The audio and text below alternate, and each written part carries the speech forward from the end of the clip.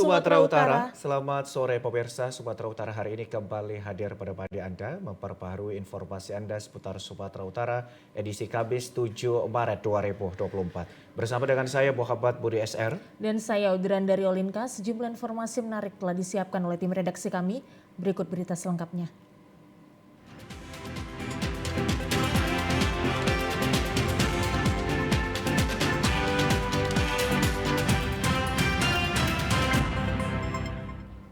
Pemirsa, informasi sore ini diawali dari petugas Satuan Reserse Kriminal Polrestabes Medan menangkap 5 orang komplotan yang diduga terlibat dalam kasus penganiayaan dan penembakan terhadap seorang sopir truk bersama dengan kernetnya di kawasan Jalan Jamin Ginting, Desa Durin Simbelan, Pancur Batu beberapa waktu lalu.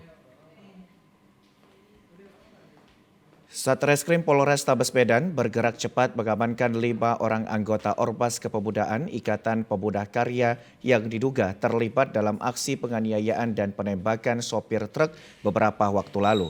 Diduga karena permasalahan sepele, kelima orang yang 2 diantaranya merupakan pimpinan cabang IPK Pancur Batu ini memberhentikan dengan menyerang supir truk yang sedang melintas. Menurut pengakuan para pelaku yakni DS, ASG, EG, BST, dan MS, mereka memberhentikan truk tersebut sebab truk tersebut diduga milik kelompok ormas pemuda lainnya, yakni Pemuda Karya Nasional atau PKN yang disebut mengganggu anak dari pimpinan cabang IPK Pancur Batu sebelumnya.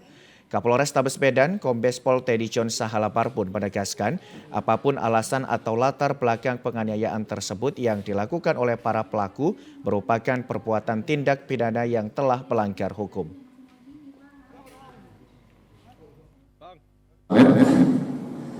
Korban supir atas nama Ivan Sanchez mengendarai truk dari BPKK melintas di Jalan Jamin Ginting, Dusun Cina, Desa Durin Simbelan, Kecamatan Pancur Batu dengan mengendarai satu unit truk bermuatan tanah timbun. Kemudian korban diberhentikan oleh beberapa orang pelaku yang tidak dikenal dan langsung melakukan pengerusakan terhadap truk dengan cara melempari menggunakan batu. Kemudian salah satu pelaku juga ada melakukan penembakan. Korban yang merupakan sopir truk tak hanya dianiaya dengan dipukul, namun juga ditembak menggunakan senapang angin sehingga menderita luka tembak di kepalanya. Para tersangka dijerat dengan pasal 170 KUHP tentang penganiayaan secara bersama-sama atau pengeroyokan dan terancam hukuman di atas 5 tahun penjara. Puluhan warga menamakan dirinya Aliansi Masyarakat Pancur Batu melakukan aksi unjuk rasa di Mapolres Tabes Medan. Massa yang datang meminta agar ketua ormas yang merupakan tersangka tindak pidana penganiayaan atau pengeroyokan dibebaskan. Datang lengkap dengan menggunakan ikat kepala merah putih dan poster tulisan berisi tuntutan. Puluhan masyarakat yang menamakan dirinya Aliansi Masyarakat Pancur Batu ini melakukan penyampaian aspirasi di depan Mapolres Tabes Medan, Jalan HM Said, Kota Medan. Massa yang datang meminta kepolisian khususnya Satuan Reserse Kriminal Polrestabes Medan untuk dapat membebaskan seorang pimpinan organisasi kepemudaan Ikatan Pemuda Karya berinisial DS yang telah ditetapkan sebagai tersangka penganiayaan dan pengeroyokan terhadap supir truk kemarin. Massa mengklaim bahwa DS merupakan sosok yang dermawan bagi warga Pancur Batu sebab sering melakukan kegiatan sosial dan membantu masyarakat. Setelah beberapa saat menyampaikan orasi, Polrestabes Medan menerima 5 orang perwakilan dari massa untuk dijelaskan duduk perkara yang menimpa DS beserta keempat anggota lainnya. Polisi menegaskan bahwa DS telah melakukan tindak pidana yang melanggar hukum sehingga harus diproses secara hukum agar terciptanya keadilan dan pandangan yang sama di mata hukum bagi setiap warga negara Indonesia. Pemirsa, seorang remaja yang diduga merupakan bagian dari komplotan pencuri dengan kekerasan atau begal dihajar massa di kawasan Jalan Perjuangan, Kecamatan Medan Tembung.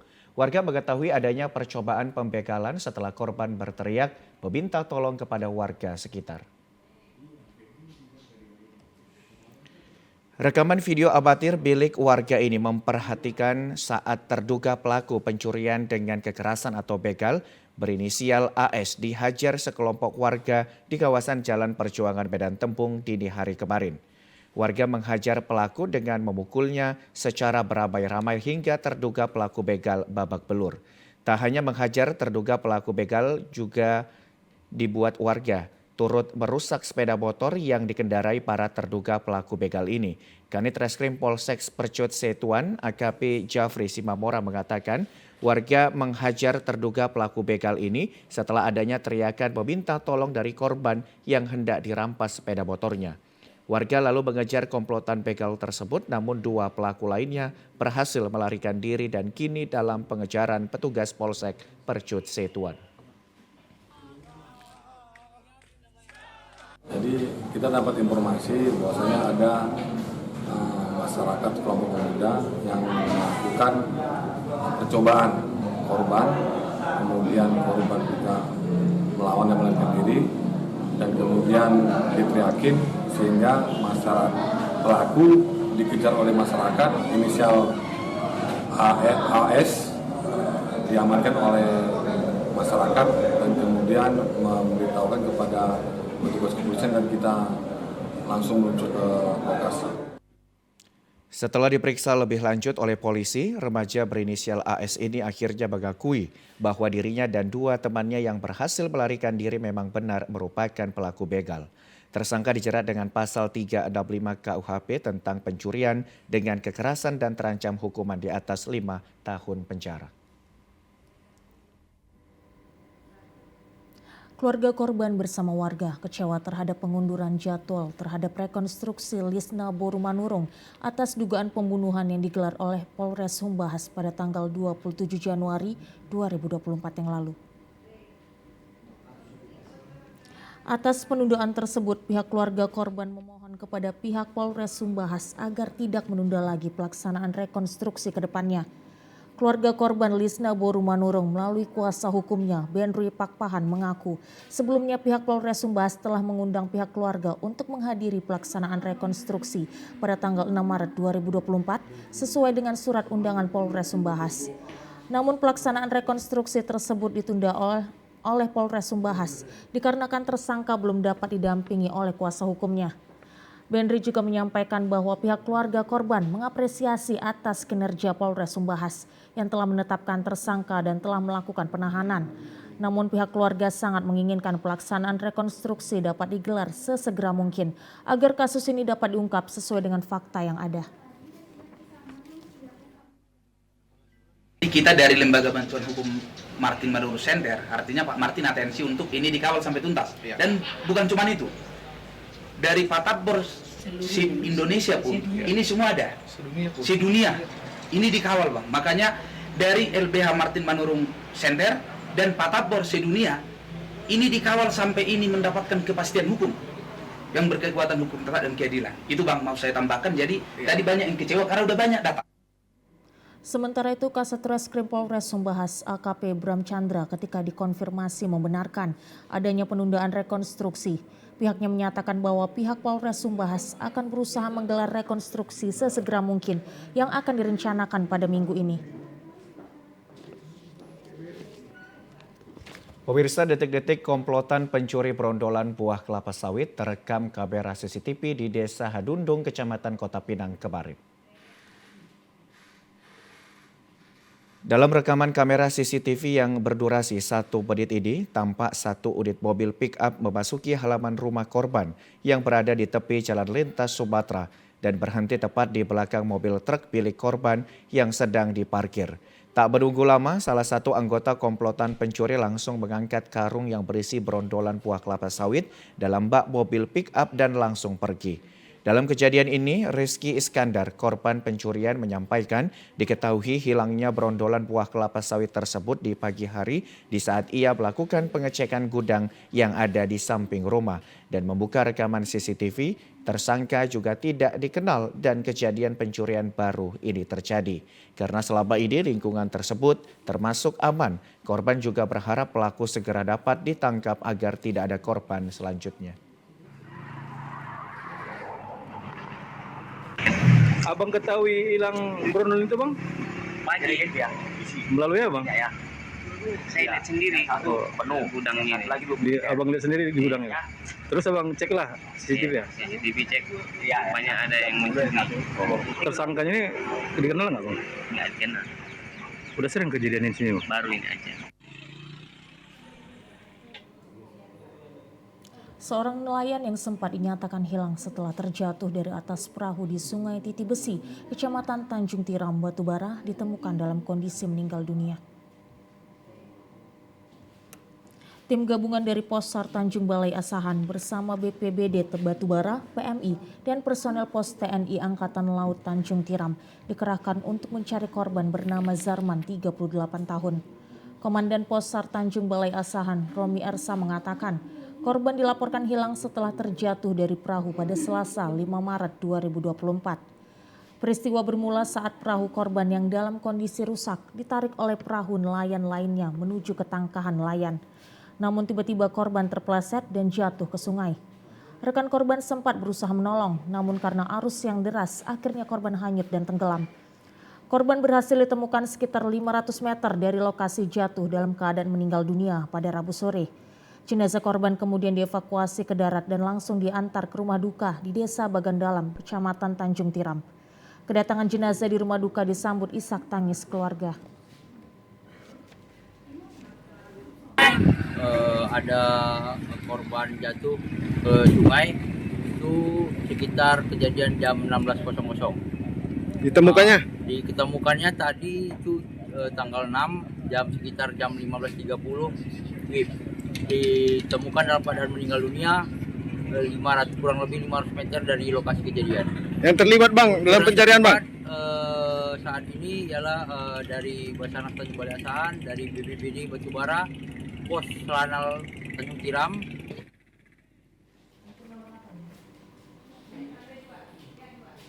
Pemirsa, sebuah trafo listrik milik PLN meledak dan terbakar hingga nyaris menyebabkan kebakaran ruko di kawasan Lapangan Merdeka, Kelurahan Tangsi, Kota Binjai. Trafo listrik PLN yang meledak tersebut terjadi pada Rabu sore yang sempat menyebabkan warga sekitar lokasi panik dan menjauhi lokasi kejadian. Awalnya ledakan kecil tiba-tiba timbul beberapa kali dari trafo listrik ruko, tepatnya di depan kantor FIF Binjai. Sebagian masyarakat terlihat menonton dan mengabadikan api yang keluar dari trafo tersebut dengan ponsel mereka. Api sempat berkobar selama 15 menit dan nyaris memicu kebakaran ruko milik FIF tersebut. Sejumlah karyawan FIF dan penghuni ruko sekitarnya langsung keluar dan menyelamatkan diri. Petugas pemadam kebakaran dari Badan Penanggulangan Bencana Daerah Pemko Binjai yang tiba di lokasi kemudian memadamkan api hingga suasana kembali kondusif. Kepala Cabang FIF Binjai, Helbi, mengatakan sumber api berasal dari kabel PLN Binjai yang jatuh mengenai kanopi gedung FIF. Karena cuaca panas membuat kabel meleleh dan menimbulkan api, kemudian menyebabkan korsleting listrik. Akibat kejadian tersebut, aliran listrik di kawasan Kelurahan Tangsi, Kota Binjai dipadamkan pihak PLN untuk melakukan perbaikan. Ada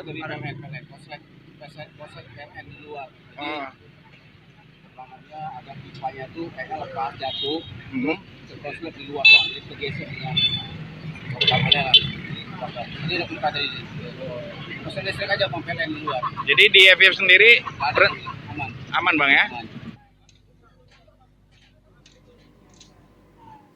Sebuah warung bakso di Kota Medan Kamis siang terbakar. Diduga api berasal dari tabung gas yang bocor saat pemilik warung tertidur. Warga lingkungan 6 Jalan Suasa Tengah, Kelurahan Mabar Hilir, Kecamatan Medan Deli, digegerkan dengan terbakarnya sebuah warung bakso Kamis siang. Api membakar sejumlah besar perabotan masak dan atap warung yang membuat geger masyarakat sekitar. Warga mencoba memadamkan api dengan air parit sembari menunggu petugas pemadam kebakaran tiba. Boim, salah seorang warga sekitar, mengatakan saat terjadinya kebakaran warung dalam kondisi tertutup. Warga melihat api di atap langsung mendobrak warung dan melihat pemilik warung Marzuki tengah tertidur di dalamnya dengan api berkobar di selang tabung gas. Kami melihat ada sebuah warung yang asapnya mengepul besar. Namun orangnya tidak ada di dalam, kami kirain karena warungnya tertutup. Dan pada saat kami gedor, warung itu ternyata ada orang yang sedang tidur. Dan kami lihat api sudah mulai membesar dan kami juga bahu-membahu untuk mencari segala macam untuk memadamkan api. Api berhasil dipadamkan setelah 4 unit mobil pemadam kebakaran dari Pemko Medan turun ke lokasi. Tidak ada korban jiwa dalam peristiwa ini, namun kerugian korban ditaksir mencapai puluhan juta rupiah. Petugas kepolisian dari Polsek Medan Labuhan masih menyelidiki penyebab kebakaran. Pemirsa, informasi lainnya akan kami hadirkan sesaat lagi. Tetaplah bersama kami di Sumatera Utara hari ini.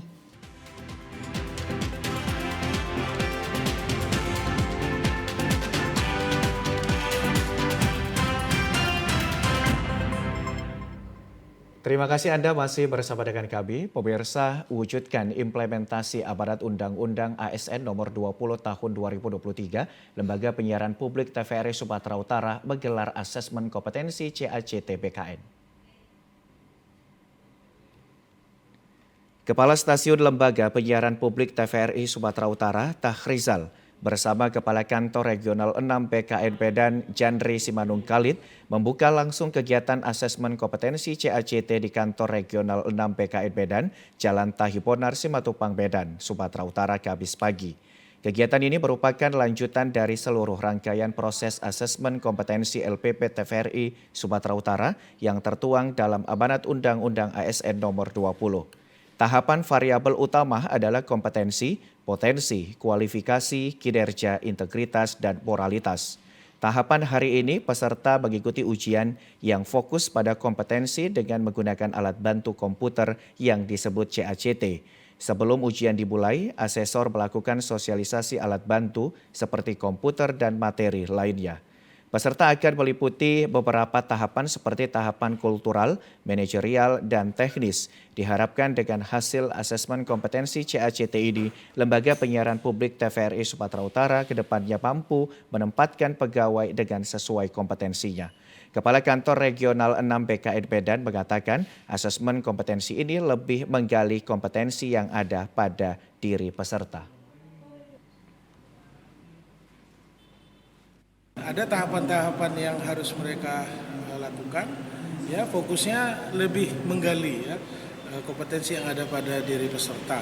Ya kita tahu ada 3 jenis kompetensi yang kita gunakan, yaitu kompetensi sosial kultural, kompetensi manajerial, dan kompetensi teknis. Nah, hasilnya nanti kita harapkan dapat memposisikan ya seluruh peserta itu pada peta kompetensi yang mana. Computer Assisted Competency Test merupakan penilaian kompetensi menggunakan metode manajerial, sosial kultural, literal digital, serta emerging skill, serta hasil dari CACT dapat digunakan untuk melakukan pemetaan pegawai bagi pegawai jabatan administrator, pengawas pelaksana, dan jabatan fungsional. Wali Kota Medan Bobi Nasution memberikan waktu sepekan kepada pihak sekolah swasta di Medan untuk membongkar tembok yang sudah dibangun.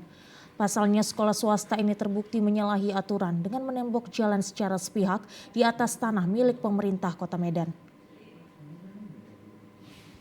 Usai dilakukan mediasi antara masyarakat Medan Maimun dengan pihak sekolah swasta yang membangun tembok penghalang tepat di jalan perlintasan warga. Pada Senin lalu, Wali Kota Medan memerintahkan pihak sekolah untuk melakukan pembongkaran terhadap jalan yang sudah ditembok. Bobi menjelaskan pihak sekolah telah menyalahi aturan dengan mendirikan bangunan tanpa izin dengan sepihak, serta membangun di atas jalan yang merupakan tanah milik pemerintah Kota Medan. Dalam hal ini, pemerintah Kota Medan telah menyampaikan peringatan secara langsung dan memberikan tenggat waktu selama sepekan untuk pihak sekolah melakukan pembongkaran sendiri. Nantinya jika dalam sepekan ini pihak sekolah juga tak merespon, Pemko Medan akan melayangkan peringatan tertulis serta pembongkaran paksa. Bobi menyebutkan Gang Abadi Jalan Brigjen Katamso ini merupakan akses warga di Medan Maimun. Dengan ditemboknya jalan ini menyulitkan mobilitas masyarakat tersebut. Tembok tanah warga ditembok pihak sekolah. Saya sudah sampaikan tadi juga sudah ditanyakan di depan, wajib dibuka itu gang jalan punya kita masih. Berarti nggak ada izinnya itu? Nggak ada, Menteri kan? Ya. Upaya yang kita lakukan untuk membukanya apa Pak Wali? Yang nembok lah ngancurin. Masa yang nembok orang. Pihak sekolah sudah disurati apa belum untuk membongkar sendiri maksudnya? Yang pasti nanti secara langsung disampaikan. Pemirsa, indera pendengaran merupakan investasi masa depan. Gangguan pendengaran dapat mengganggu komunikasi yang berdampak pada lingkungan sosial, sekolah, dan pekerjaan. Sehingga diperlukan keterampilan tenaga kesehatan dalam upaya deteksi dan penata laksanaan dini gangguan pendengaran yang bertujuan untuk meningkatkan kualitas hidup penderita. Risiko gangguan pendengaran harus dapat dideteksi secara dini untuk penanganan yang sesuai, sehingga dibutuhkan kemampuan tenaga kesehatan dalam melakukan upaya deteksi dini dan penanganan gangguan pendengaran. Hal tersebut terungkap pada kegiatan pelatihan deteksi dini dan penanggulangan gangguan pendengaran untuk tenaga medis Puskesmas Sekota Binjai pagi tadi. Dibuka oleh Kepala Dinas Kesehatan Kota Binjai, Dr. Sugianto, menghadirkan narasumber Dr. Devira Zahara, Dr. Yuliani M. Lubis, dan Dr. Jude Elvira Novita. Dalam sambutannya, Kadis Kesehatan Kota Binjai mengharapkan melalui kegiatan ini peserta mempunyai pengetahuan dan keterampilan untuk melakukan deteksi dini gangguan pendengaran di berbagai usia dengan berbagai teknik pemeriksaan serta penanganan gangguan pendengaran secara dini. Tenaga medis di ujung tombak layanan kesehatan di masyarakat yaitu Puskesmas diharapkan memiliki pengetahuan dan keterampilan medis untuk melakukan deteksi dini dan penata laksanaan gangguan pendengaran sehingga mampu memberikan layanan kesehatan yang terbaik kepada masyarakat. Kami dari Dinas Kesehatan Kota Binjai menyambut baik pada acara kegiatan deteksi dini dan penanggulangan pendengaran yang dilaksanakan terhadap seluruh tenaga kesehatan di Puskesmas dan Puskesmas Bantu yang pada hari ini disertai dengan acara Hari Pendengaran Sedunia. Kita harapkan dengan adanya pelatihan deteksi dini terhadap pendengaran yang ada seluruh masyarakat Kota Binjai bisa meningkatkan kualitas pola pikir dan pola serap yang apa yang didengar dan apa yang harus dilaksanakan. Narasumber Dr. Devira Zahara mengatakan pencegahan dan pengobatan kecacatan indera harus mendapat perhatian serius dari masyarakat dan pemerintah. Hal ini merupakan upaya strategi pengendalian penyakit gangguan indera yang efisien dan efektif. Output dari kegiatan ini diharapkan meningkatnya kapasitas dokter dalam deteksi dini dan tata laksana gangguan indera pendengaran di Pasienkes. Sedangkan outcome adalah tersedianya dokter di Puskesmas untuk deteksi dini dan tata laksana gangguan indera pendengaran. Masyarakat mudah mengakses nakes yang kompeten dalam penanganan kasus gangguan pendengaran.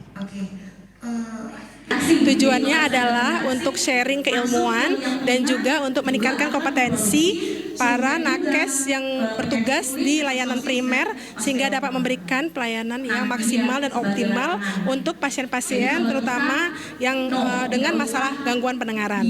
Hasil yang ingin diharapkan adalah bahwa dengan kegiatan ini dapat meningkatkan keilmuan dan kompetensi dari para nakes yang bertugas di layanan primer sehingga mereka bisa paham bagaimana cara mendeteksi dan juga menanggulangi gangguan pendengaran secepat mungkin sehingga banyak pasien-pasien yang dapat tertolong. Menekan lonjaknya harga sembako jelang memasuki bulan Ramadan di sejumlah pasar, pemerintah Kabupaten Labuhan Batu Utara gelar operasi pangan murah. Gerakan pangan murah yang digelar di halaman kantor Dinas Ketahanan Pangan Labura ini dimulai sejak pukul 7 waktu Indonesia Barat pagi dan disambut antusias dari masyarakat. Pangan murah ini bertujuan menekan terjadi kenaikan harga, sekaligus mempermudah warga memenuhi kebutuhan pangan jelang bulan puasa. Adapun pangan yang dijual tersebut berupa beras sebanyak 8 ton dengan harga Rp53.000 per karung untuk kemasan 5 kg. Gula pasir sebanyak 500 kg dengan harga Rp15.000 per 1 kilogramnya. Minyak goreng 780 liter dengan harga mulai dari Rp13.000 sampai Rp4.000 per liter.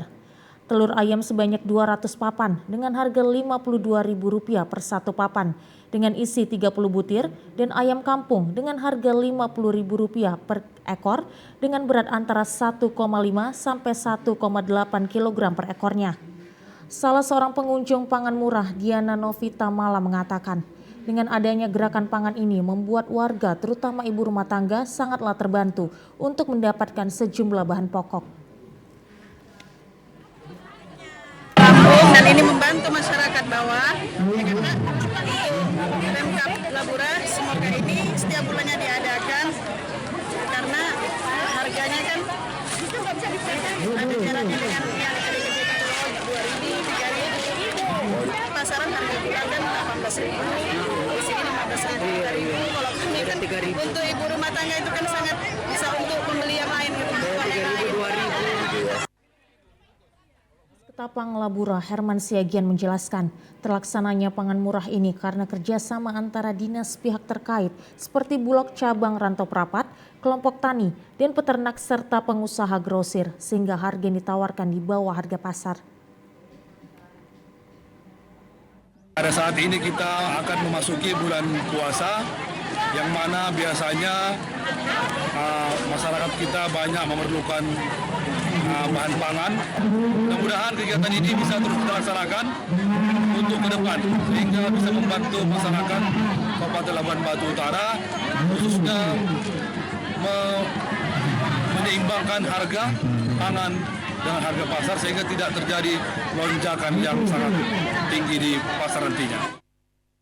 Warga berharap agar pangan murah tersebut dapat rutin digelar minimal 1 bulan sekali, terutama di saat sejumlah harga bahan pokok naik di pasaran.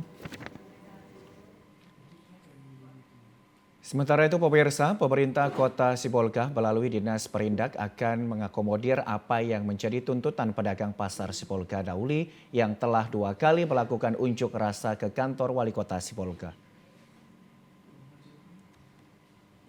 Hal ini disampaikan langsung Wakil Wali Kota Sibolga Pantas Loban Tobing usai mengikuti pertemuan antara pedagang pasar Dauli Kota Sibolga dengan Pemkot Sibolga. Pantas menyebutkan saat ini para pedagang hanya menginginkan lapak berjualan yang layak serta dilakukannya kembali penataan ulang lapak dan penataan pedagang pasar pagi yang berjualan di luar pasar Sibolga Dauli.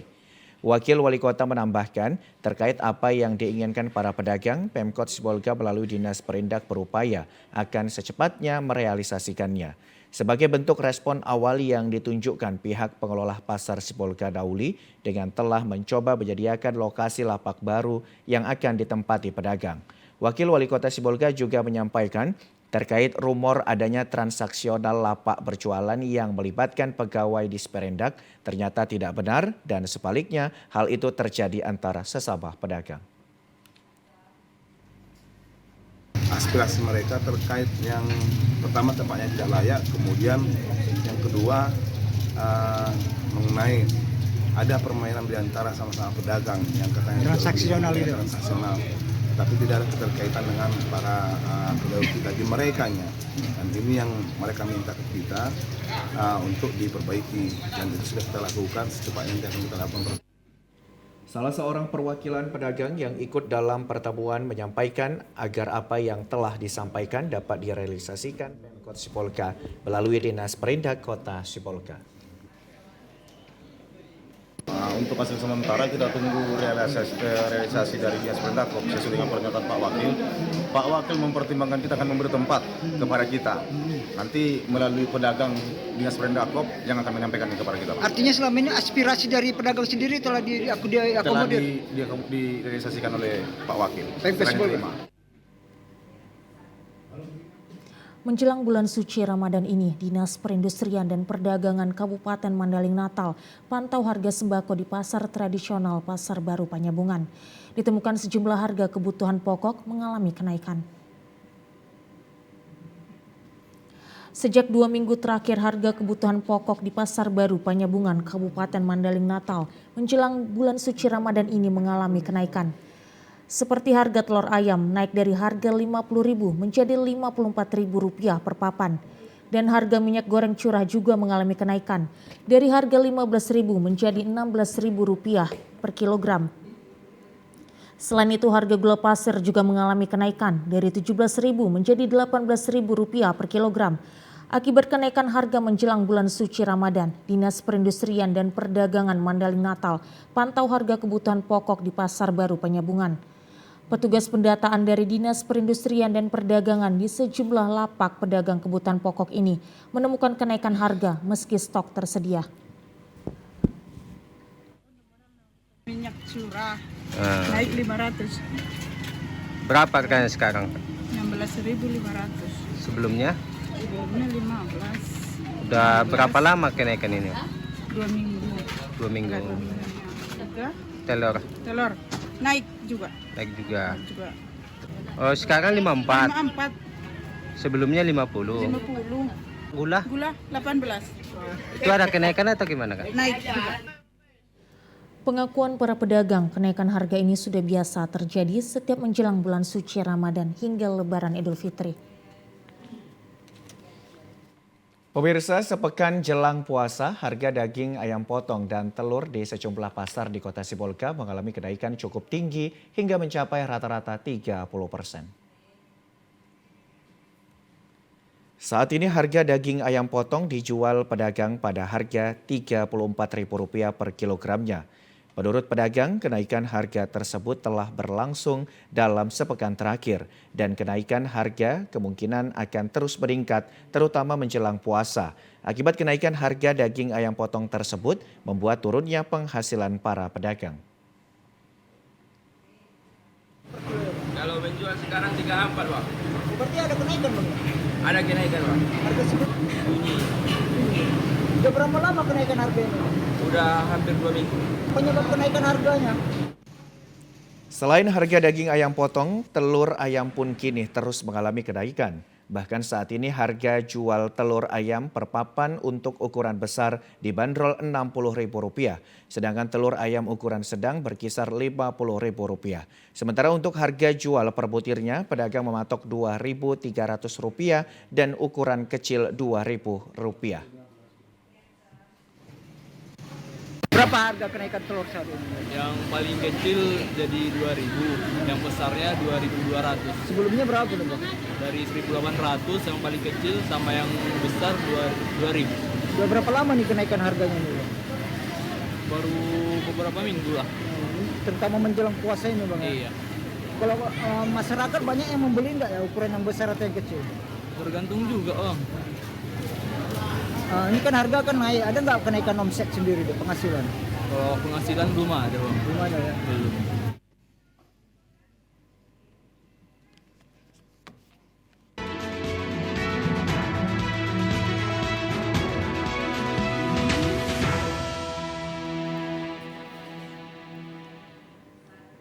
Berakhirnya rapat pleno rekapitulasi hasil perolehan suara pemilu tadi malam jam dini hari diwarnai dengan catatan kejadian khusus dan salah satu partai tidak menandatangani berita acara hasil pleno rekapitulasi hasil pemungutan suara tingkat kabupaten. Hal ini terjadi karena rasa tidak puasnya salah satu partai politik pasca keputusan MK terkait proses pendaftaran dan tahapan pencalonan presiden dan wakil presiden dari paslon nomor urut 2. Sehingga di akhir masa proses rekapitulasi hasil perhitungan suara pemilu terjadi perpanjangan waktu hingga 24 jam dari jadwal tahapan rekapitulasi yang telah ditetapkan. Dan salah satu partai politik menolak hasil pemungutan suara calon presiden dan wakil presiden di Kabupaten Labuhan Batu Utara. Saksi dari Partai Politik PDI Perjuangan Sunaryo mengatakan bahwa partainya membuat catatan kejadian khusus pada rekapitulasi tingkat kabupaten. Tidak saja kepada paslon calon presiden dan wakil presiden, tapi juga kepada hasil rekapitulasi kabupaten pada pemilihan DPR tingkat provinsi. Caleg partai politik di beberapa kecamatan di Labuhan Batu Utara.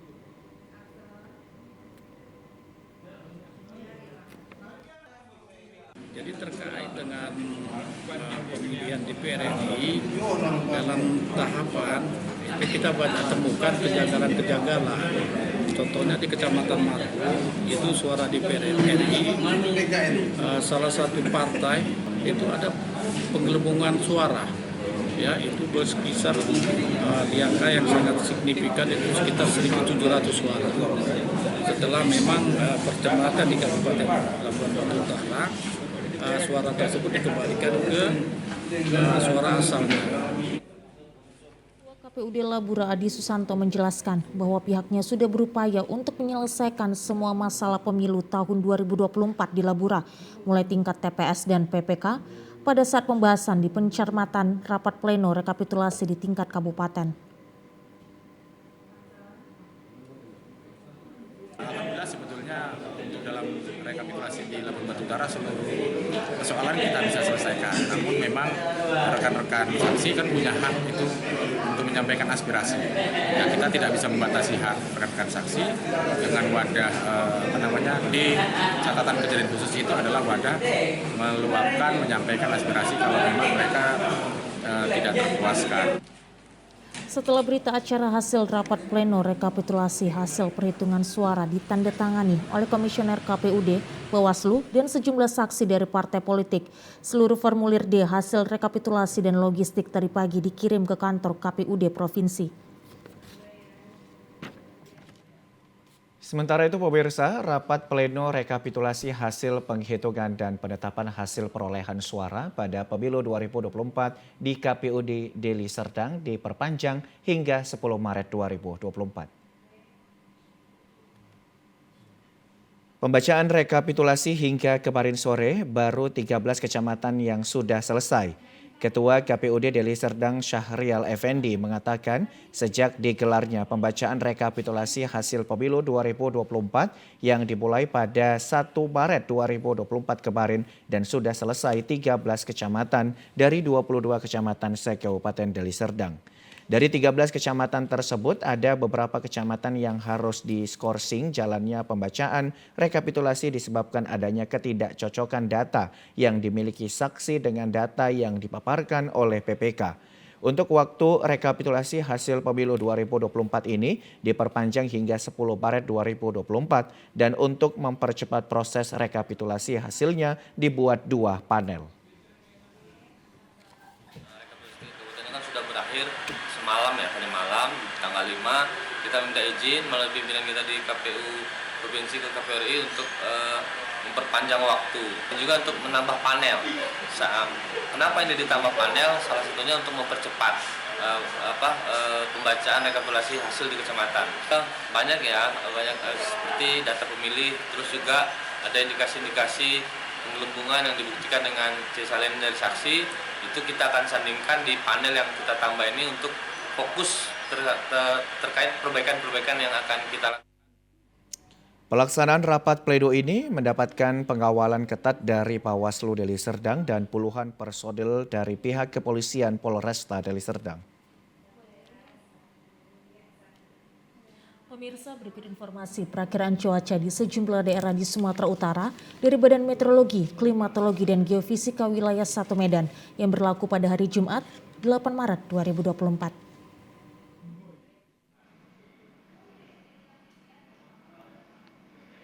Assalamualaikum warahmatullahi wabarakatuh.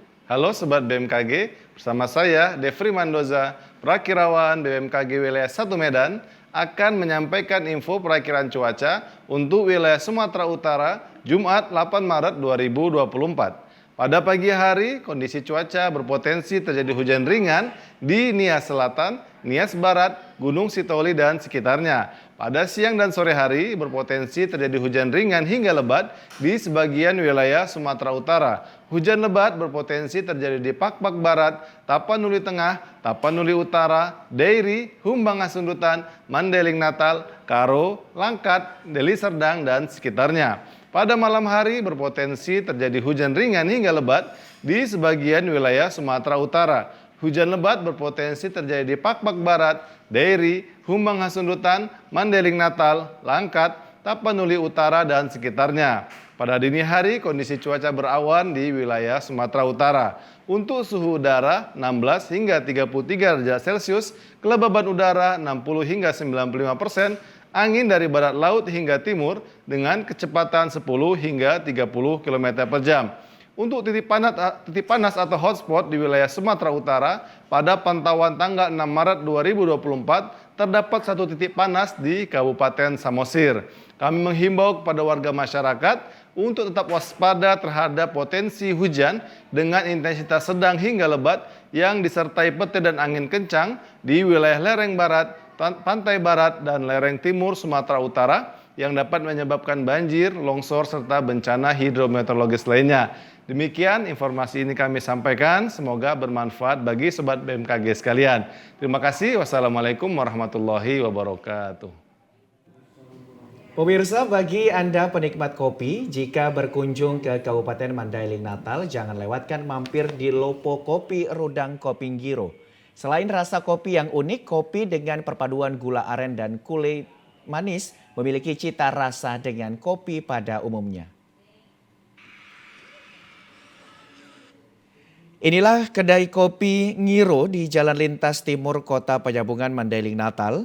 Kafe yang dijadikan warung kopi ini selalu dikunjungi warga setiap sore dan malam harinya karena terkenal dengan sajian kopi campur air dira dari pohon aren. Kopi Ngiro ini merupakan kopi tradisional khas Mandailing Natal. Selain cita rasa yang berbeda dengan kopi pada umumnya, kopi ini juga memiliki khasiat untuk membakar lemak, mengatasi gejala stroke, dan menyembuhkan panas dalam. Uniknya lagi, kopi ini diseduh dengan menggunakan kulit manis. Harga kopi Ngiro dalam satu cangkir gelas Rp15.000. Selain tempat yang cukup nyaman, warung kopi Ngiro ini juga menawarkan kopi campuran rempah-rempah yang didatangkan langsung dari petani lokal. Untuk pembuatan kopi Ngiro ini pun tak rumit, hanya dengan mencampurkan kopi hitam biasa dengan rempah-rempah serta air dira yang sudah membeku. Lalu dipanaskan di atas kompor hingga mendidih, selanjutnya bisa diminum dengan cara diseduh. Buatannya itu niranya itu pertama kita olah dulu, kita rebus dulu Pak, supaya tetap manis, terjaga keasliannya Pak. Baru dimasak bareng sini. Dimasak, kemudian kita dinginkan dulu, baru kita proses lagi, bungkus lagi, kita bubukkan. Manis, kayu manis di samping untuk menambah rasa, aroma, namun juga untuk kesehatan. Ini kita semua alhamdulillah semua lapisan, tua muda masuk Pak, iya. Alhamdulillah cocok semua. Warung kopi Ngiro ini buka setiap hari mulai pada pukul 9:30 pagi hingga malam. Dari kopi Ngiro ini pemilik mendapatkan omset penjualan hingga jutaan rupiah. Pemirsa, informasi tadi menutup perjumpaan kita pada program Sumatera Utara hari ini. Saya Muhammad Budi SR. Dan saya Udranda Rolinka mengucapkan terima kasih atas perhatian Anda. Selamat sore dan sampai jumpa.